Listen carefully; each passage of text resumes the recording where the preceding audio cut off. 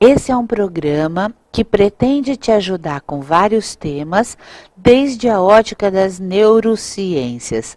De vez em quando vai ser o que você viu na vinheta, neura e ciência. A neura fica por conta desse mercado maluco em que a gente trabalha, mas que com o devido cuidado, com a devida informação, capacitado, atualizado, qualquer profissional enfrenta e tira de letra.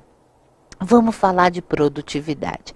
Primeiro eu preciso te dizer que do ponto de vista da neuropsicologia, a produtividade é a ferramenta, é o modo pelo qual se chega à rentabilidade e, por fim, à lucratividade numa organização.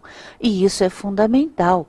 A rentabilidade e a lucratividade estão para a organização, assim como a respiração para nós seres humanos. Se faltar, morre. Mas ninguém aqui acha que nasceu para respirar, acha? Creio que não. E é perfeitamente compatível aumento de produtividade, ganho de rentabilidade e lucratividade com qualidade de vida em vários aspectos. A gente aqui não pretende ajudar só a organização, é que esse vai ser o meu foco principal. Os exemplos ilustrativos, os cases que eu vou trazer para vocês são basicamente organizacionais. Eventualmente, um exemplo da vida social, da vida familiar ou da vida amorosa fornecem melhores metáforas para o que a gente quer fazer do que o da organização. Chega mais rápido no ponto da compreensão, se é que me explico bem. Então, nesses casos, eu vou fazer isso. Portanto, se você quiser também aproveitar, você que já conhece um pouco de neuroaprendizagem e de neuropsicologia, e convidar o marido, a esposa, o filho, o papagaio, se ele falar português, por favor, fique à vontade. Para a gente começar a falar de neurociências e aprendizagem e produtividade, porque nós vamos falar muito da aprendizagem de novos comportamentos para objetivos específicos. Então, a aprendizagem de novos comportamentos para aumento de produtividade tem que começar necessariamente por algumas informações e também pela revisão de alguns mitos que existem no mercado. Um dos mitos que existem no mercado é que, particularmente em casos de produtividade, a baixa produtividade está muito ligada à motivação, não necessariamente, e não todo o tempo. No dia a dia, você tem, dentro da neurociência, um ramo muito específico na neurobiologia que se chama cronobiologia.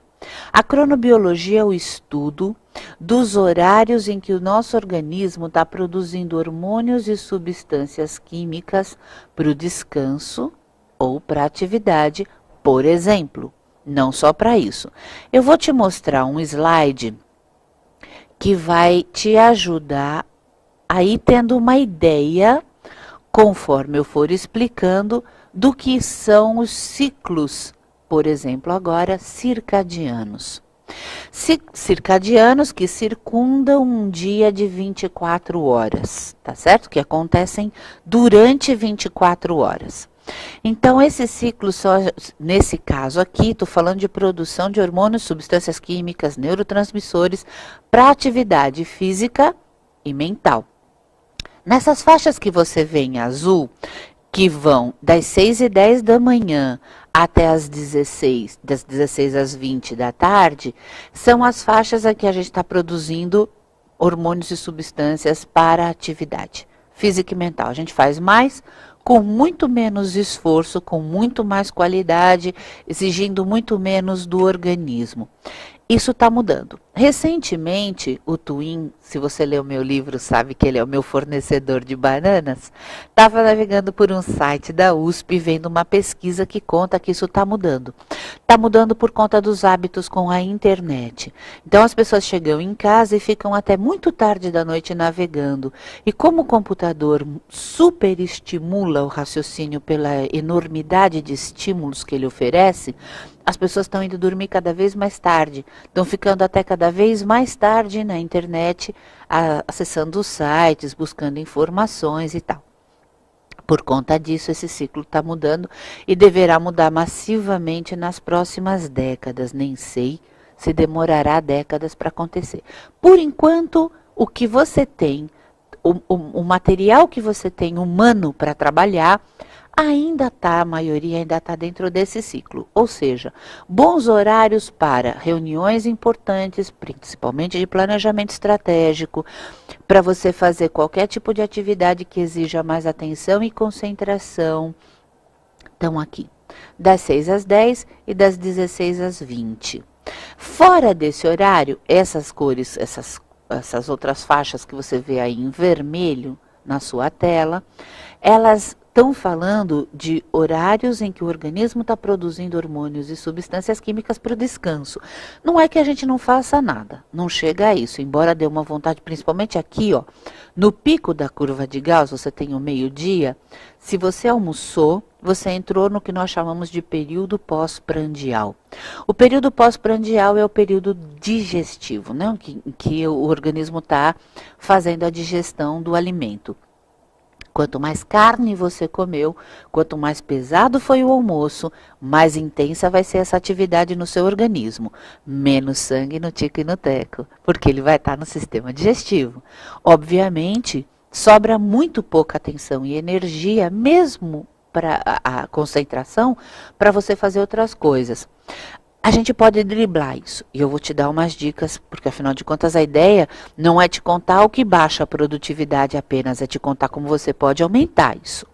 Mas por agora é importante você saber o seguinte, não é que não se faça nada, se faz. E se faz mesmo, a gente está na empresa, a gente sabe que acontecem as coisas. Só que eu vou te dar uma ideia geral do que seja esse período, tá? É como se você tentasse correr dentro de uma piscina de leite condensado. Um esforço enorme para um resultado pequenininho. Sai, mas sai pouco e não sai bem feito. Até as coisas que você já sabe fazer com propriedade saem mal feitas ou simplesmente não saem. Mas isso a gente vai falar um pouco melhor depois quando falar das múltiplas inteligências.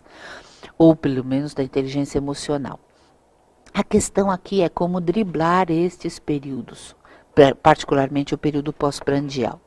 Acontece o seguinte, se você está assistindo, faça a seguinte experiência. Coloca aí um dedo na frente do outro, na frente do seu rosto. Eu provavelmente agora estou vesga, o que é um horror. Mas em todo caso, eu vou pedir para você colocar o máximo do seu foco no primeiro dedo. Eu chamo de primeiro dedo o dedo que está mais perto do seu rosto. E presta atenção no maior número possível de detalhes desse dedo. E enquanto você faz isso, perceba que o seu segundo dedo desfoca, duplica. Não é possível enxergar os detalhes dos dois dedos ao mesmo tempo. A Gestalt chama isso de figura e fundo. A neurociência de foco, de atenção e concentração. O inconsciente, o seu sistema límbico de um modo geral, recebe cerca de 300 trilhões de bits de informação por segundo e sai processando. Até a temperatura da sala em que você está, ele recebe como informação e processa.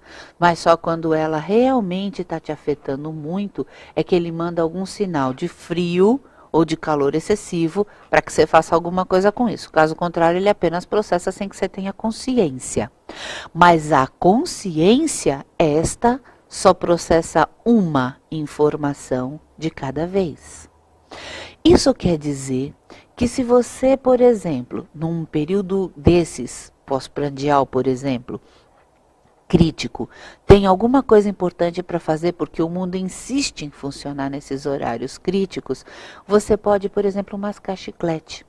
O consciente não é capaz de processar mastigação e salivação ao mesmo tempo em que te ponha para dormir. Então você fica com a sua atenção disponível muito mais tempo para usar. É óbvio que você não vai ficar mascando chiclete 4, 5 horas, que isso vai te dar uma gastrite. Mas já está provado pelos dentistas em geral, pela ortodontia em geral, que o chiclete, qualquer chiclete, até aquele ping-pong bobinho que você compra na esquina, reduzem até 75% a sua probabilidade de ter cáries. Por razões que não vêm ao caso agora, mas que se você quiser depois, por e-mail eu te informo. O fato é que Por um curto período de tempo, você consegue recuperar atenção e concentração. Existem vários pequenos vitalizadores. A gente já faz alguns meio que de forma intuitiva. Por exemplo, uma pausa para o café, dar uma saída para conversar com alguém, diversificar as coisas que faz, porque você não consegue manter o foco numa coisa só. Então, diversificação, ora você responde um e-mail, ora você atende um telefone ou dá um telefonema, enfim. Esta é uma outra possibilidade, né? Diversificar. Caminhar é muito bom, porque quando você pisa, quando você força a planta do pé no chão, você bombeia o sangue, ajuda a bombear o sangue de retorno, é a chamada grande circulação, pequena coração, pulmão, grande coração, corpo todo, e bombeia essa circulação e isso te dá mais oxigenação e também, consequentemente, mais energia. Ajuda bastante. Muito cuidado nesses períodos, se você trabalha com a área de segurança e saúde do trabalho, é onde estatisticamente acontecem a maior quantidade de acidentes, porque é onde a atenção e a concentração estão mais baixas. Também a energia e a grande perda de reflexo nesses horários. Em todo caso, outra forma de driblar isso, se você, como eu, por exemplo, trabalha com aprendizagem, se você trabalha com T&D, esses são horários críticos. Mantenha o máximo de luz acesa e uma temperatura um pouco mais baixa que a temperatura do organismo. A ideia é enganar o cérebro, entende? Quanto mais luz, mais ele acha que está no período das 6 às 10. Quanto menor a temperatura, mais ele acha que está no período das 16 às 20. O contrário é verdadeiro. Se você quer botar o povo para dormir, é só diminuir a iluminação e aquecer um pouquinho a sala. Então, cuidado com os data shows de baixa resolução, de pouco brilho, tipo 2.000, 2.500 ancilumens, já são perigosos. Porque você tem que apagar a luz para você ter uma boa projeção. Só que no que você apaga a luz, você perde metade da plateia nos primeiros 15 minutos e o resto dela nos próximos 15. Porque esse é o próximo ciclo de que a gente vai falar agora. São 3. Circadianos, circundam um dia de 24 horas. Infradianos são aqueles ciclos que duram vários ciclos de 24, como, por exemplo, o ciclo menstrual. E o que nos interessa agora? O ciclo ultradiano. O ciclo ultradiano é o ciclo das coisas que se repetem várias vezes no mesmo dia. Sede, sono, fome, cansaço, atenção, concentração e começamos a chegar onde nos interessa para a produtividade, atenção e concentração. Suponho que nessa altura do campeonato você já tenha ouvido falar que o período máximo de concentração que um ser humano tem é de 15 minutos, até 15 minutos.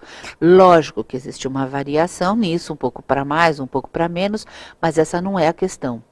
Essa já é uma condição neurofisiológica do organismo, mas você ainda tem um condicionamento, o condicionamento da televisão. Você já reparou? Se não reparou, repare. Os programas que nos interessam têm cerca de 15 minutos de duração e depois eles dão um intervalo comercial. Isso acontece há anos na televisão. Então você vai sendo condicionado a 15 minutos com seu foco de atenção na tela e depois se lembra de fazer alguma coisa. Tomar água, buscar um cobertor se está frio, trocar de roupa, tirar o sapato que está apertando, ir ao banheiro, pegar um bloco de anotação se o que você está assistindo é um documentário que é anotar alguma coisa, enfim. Então, telefonema, N coisas. A propósito, 15 minutos é o que o seu filho tem de atenção para você. Por favor, concentre a bronca que você quer dar em 15 minutos, porque depois de 15 ele não está te ouvindo mais. E não é alguma coisa voluntária. Na verdade, é uma coisa que acontece porque é assim, a gente funciona dessa maneira. Aqui tem uma pergunta da Cláudia. Existe alguma medida correspondente a estes milhões de bits para que possamos visualizar esse tanto todo? E o quê? Esse tanto todo e... Ah, de informações. Não, Cláudia. Não sei se existe. A verdade é que 300 trilhões de bits de informação por segundo não é uma medida exata. não é uma medida científica. É alguma coisa que... Quem já assistiu ao filme Quem Somos Nós? Com os devidos cuidados, porque nem todas as informações procedem ali, mas tem uma de um neurologista que é espetacular. Ele diz assim: se nós fôssemos essa câmera que agora está pegando a minha imagem, nós captaríamos absolutamente tudo que há no ambiente, tudo. A câmera não tem um límbico, não tem um córtex e nem mesmo um tálamo. Então, o que acontece aí? Um tronco encefálico. O que acontece aí? Ela não filtra nada, ela não julga, ela não tem critérios de escolha, ela capta absolutamente tudo. O límbico é igual, mas o córtex não é. A gente tem filtros na consciência. A gente elege o que a gente quer que chegue à nossa consciência.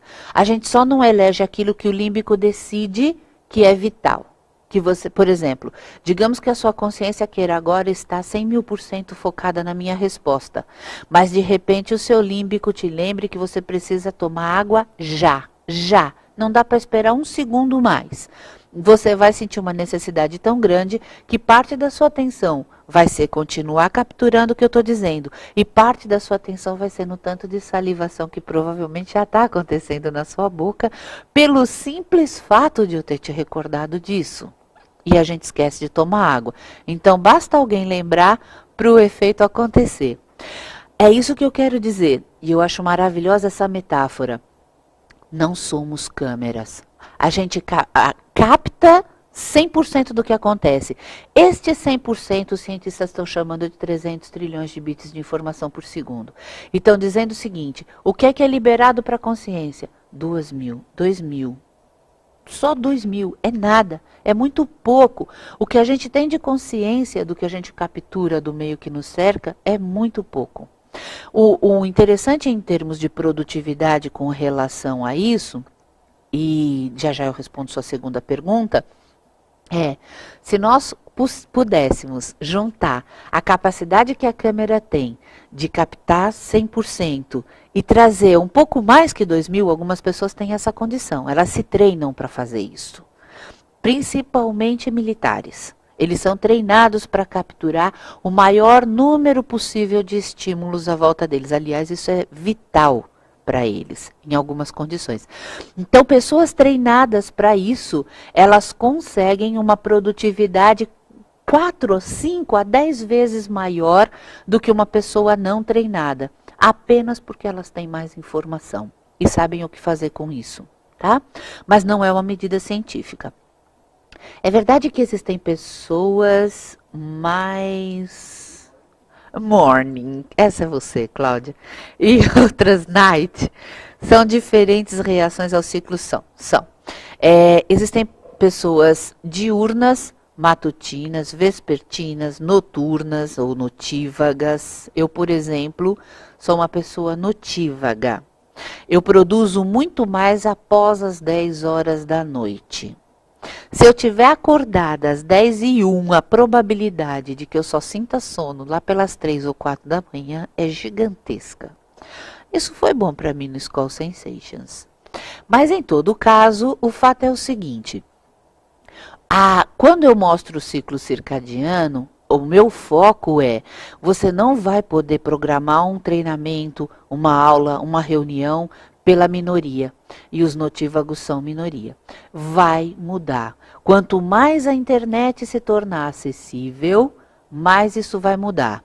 Porque as pessoas não vão poder estar acessando durante o horário comercial, vão acessar à noite, vão esticar cada vez mais o período e o cérebro se adapta com uma facilidade impressionante. O nome disso é plasticidade cerebral.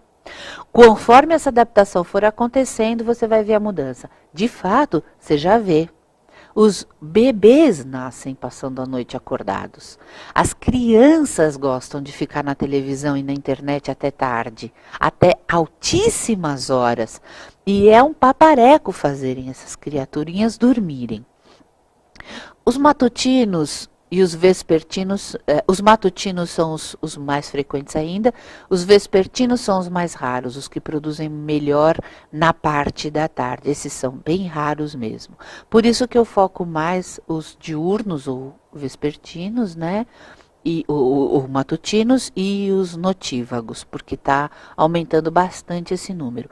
O mais importante é saber o que fazer com esses 15 minutos. O chiclete ajuda, ou qualquer outra coisa que você possa mastigar, ou ficar tomando água. Eu, particularmente, acho mais saudável a água do que o café, pelo menos na quantidade que se toma quando se está muito cansado, sem energia, ou qualquer outro tipo de refrigerante. Eu, sinceramente, prefiro a água. Mas existem outras formas de fazer isso. Por exemplo, vamos falar de produtividade em termos de treinamento e de desenvolvimento. A ideia aqui é mudança de mídia. O cara vai dispersar, depois de 15 minutos ele vai começar a contar lâmpada na sala. E não é uma questão de se a sua aula está interessante ou não, se ele está interessado, se ele gosta de você ou não. É uma questão de dar o tempo do consciente de quanto ele consegue processar. Porque aqui eu estou falando dos ciclos, mas ainda existem os módulos de informação. Então, a cada mais ou menos 7 módulos de informação recebidas, e isso varia para cada pessoa, e nesse caso a gente não tem nenhuma medida para te dar. A ideia é assim, eu estou aqui falando, de repente eu mostro uma imagem. Essa imagem, do nada, te dá uma ideia de alguma coisa que você possa fazer com ela. No momento em que isso acontecer, o seu cérebro vai processar a ideia e você perderá o que eu estou dizendo. Você não está nos 15 minutos, você está no módulo de informação. Tem um outro aspecto interessante, sabe quando a pessoa está olhando para frente, para o infinito, sabe o infinito e além, em Toy Story? Pois é. Quando ela está com esse olhar fixo e parado, no computador é uma ampulheta, não adianta fazer mais nada aqui porque eu não tenho a memória para te dar. No ser humano isso é representado por uma pupila dilatada e um olhar para frente perdido. Ele não está olhando para algo, ele está olhando para o infinito. Então ele está num desses módulos. Ele está num processamento intenso. As informações estão entrando nos 300 trilhões de bits, mas a consciência simplesmente não está liberando para que você tenha acesso. Então, quando você terminar de falar, ou o professor ou o focalizador terminar de falar, ou quem está presidindo a reunião terminar de falar, necessariamente quem passou por essa experiência vai cutucar o do lado e falar: o que, que ele disse? O que, que ele disse? Meu Deus, perdi tudo que ele disse. 5 minutos finais, só para que a gente faça aqui uma consideração importante, né? Eu gostaria de deixar nesses 5 minutos finais para vocês uma ferramenta para administrar isso. Essa ferramenta é maravilhosa. É muito importante para mim te dizer que ela não faz só o que eu vou te mostrar agora, por favor. Pesquise mais sobre ela. No meu livro, Neuroaprendizagem e Inteligência Emocional, no capítulo 5, se não me falha a memória, mas você pesquisa também, que não custa nada, você tem mais informações sobre o chart. O chart é uma ferramenta que foi desenhada pelos neurocientistas da NASA para aplicar nos astronautas ou para entrar no módulo de treinamento ou já no módulo de lançamento propriamente dito. Você está vendo aí na tela. Ele ativa e alinha os nossos principais canais de recepção e de emissão de informação, de dados, que entram pelos 5 sentidos. Ele dá um clear, uma limpada na tela mental para organizar melhor as nossas ideias. Não este que eu vou te mostrar agora. Existe um chart, esse é o pedagógico, existe um chart que pode ser chamado de clínico, que se feito por 20 minutos, com o Z no final, de uma forma específica, que não é o fórum aqui agora para a gente discutir, tira as pessoas de uma confusão muito grande, tipo um problema que elas estão bloqueadas para resolver, ou de um estado emocional negativo. E tira do estado de aprendizagem passiva para um estado de aprendizagem ativa. Ele predispõe a fazer perguntas, a fazer contribuições e colocações, isso é muito interessante. Como funciona? Uma folha com o abecedário escrito, pode ser até à mão. Embaixo de cada letra do abecedário, uma de 3 letras de forma randômica. A letra D, que significa lado direito. A letra E, que que significa lado esquerdo, a letra J, que significa movimento dos dois lados juntos. Então, toda vez que a letra aparecer debaixo da letra do alfabeto, o corpo fará o que a letra pede. Você dirá em voz alta A, B, C, D até Y. E a cada letra dita, você vai movimentar o braço e a perna que a letra pediu. Se for direito, você vai levantar braço e perna direita. Se for esquerdo, braço e perna esquerda. E se for junto, você flexiona os joelhos e levanta os dois braços. Esses são os movimentos. Então, o chart é uma folha que você cola numa parede ou pede que alguém segure na sua frente. E enquanto você diz em voz alta o abecedário, você faz os movimentos que as letrinhas de baixo pedem. Basta uma vez, de A a Y, sem errar. Se você errar, ainda que seja no Y, volte no A, até que você feche o circuito da exata forma que estiver no chart. E aí, você estará pronto ou pronta para produzir 2 vezes mais. A gente se vê no próximo encontro. Obrigada pela presença, pela companhia, pela visita e fica bem.